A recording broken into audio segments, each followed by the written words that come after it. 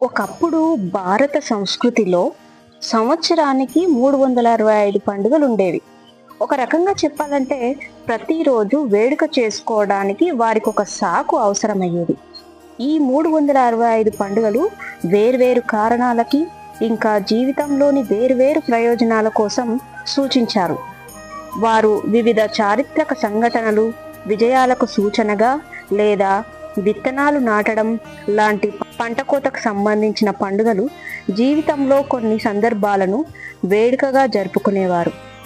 ప్రతి సందర్భానికి ఒక పండుగ ఉండేది, కానీ మహాశివరాత్రికి మాత్రం ఒక ప్రత్యేక విశిష్టత ఉంది.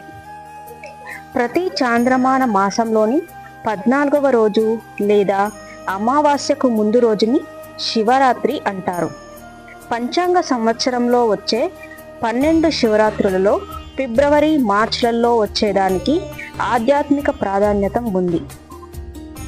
ఈ రాత్రి భూమి ఉత్తర అర్ధగోళం ఎటువంటి స్థితిలో ఉంటుందంటే మనిషిలోని శక్తి సహజంగానే ఉప్పొంగుతుంది. ఈ రోజున ప్రకృతి మనల్ని ఆధ్యాత్మిక శిఖరానికి నెడుతుంది.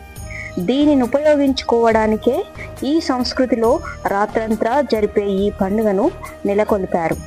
మనం తెల్లవార్లు జాగారం చేసి మన వెన్నెముకను నిటారుగా ఉంచడం ద్వారా శక్తులు సహజంగా పైకి ఎగిసి పడడానికి సహకరించవచ్చని చెబుతారు. ఆధ్యాత్మిక మార్గంలో ఉన్నవారికి మహాశివరాత్రి ఎంతో ప్రముఖమైనది.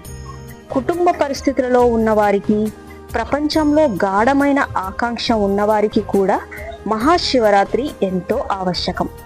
కుటుంబ పరిస్థితులలో నివసించేవారు మహాశివరాత్రిని శివుని పెళ్లి రోజుగా చూస్తారు. ప్రాపంచిక లక్ష్యాలతో ఉన్నవారు ఈ రోజును శివుడు తన శత్రువులందరినీ జయించిన రోజుగా చూస్తారు. కానీ సన్యాసులకు మాత్రం ఈ రోజు ఆయన కైలాస పర్వతంతో ఒకటైన రోజు. ఆయన పరిపూర్ణ నిశ్చలత్వంతో పర్వతంలా అయిపోయాడు. కానీ యోగ సాంప్రదాయంలో శివుణ్ణి దేవుడిగా భావించరు. యోగా శాస్త్రానికి మూలకారకుడైన ఆదియోగి లేదా ఆది గురువుగా శివుణ్ణి చూస్తారు. ధ్యానంలో ఎన్నో వేల సంవత్సరాలున్న తర్వాత ఒకరోజు ఆయన పూర్తిగా నిశ్చలుడయ్యాడు. ఆ రోజే మహాశివరాత్రి. ఆయనలోని అన్ని కదలికలు ఆగిపోయి సంపూర్ణంగా నిశ్చలుడయ్యాడు. అందుకని మహాశివరాత్రిని సన్యాసులు నిశ్చలత్వానికి ప్రతీకంగా ఈ రాత్రిని చూస్తారు. ఇతిహాసాలను పక్కన పెడితే ఈ రోజు ఇంకా రాత్రి యోగ సంప్రదాయంలో ఇంత ప్రాముఖ్యత ఆధ్యాత్మిక సాధకునికి ఇది కల్పించే అవకాశాల వల్ల వచ్చిందే.